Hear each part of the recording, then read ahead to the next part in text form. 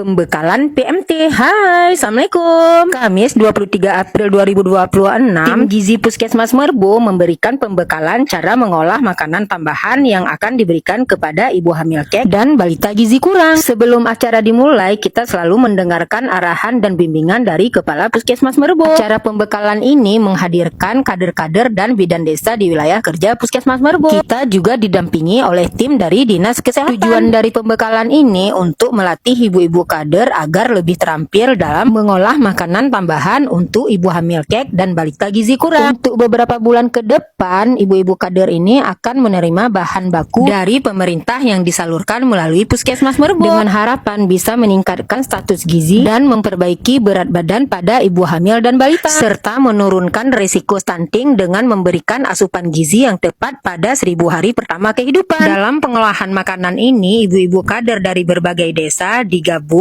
kemudian dibagi menjadi beberapa kelompok. Setiap kelompok mengolah makanan-makanan yang sudah ditentukan. Di antaranya ada somai ayam, ada kroket ayam tempe, ada mie sup ayam, ada perkedel ikan kembung, ada mihun goreng telur, dan yang terakhir dimsum ayam, serta ada buah-buahannya juga. Oke, acara pembekalan pun selesai. Semoga ilmu yang didapatkan bisa diterapkan oleh ibu-ibu kader di desanya masing-masing. Sampai jumpa lagi. Assalamualaikum.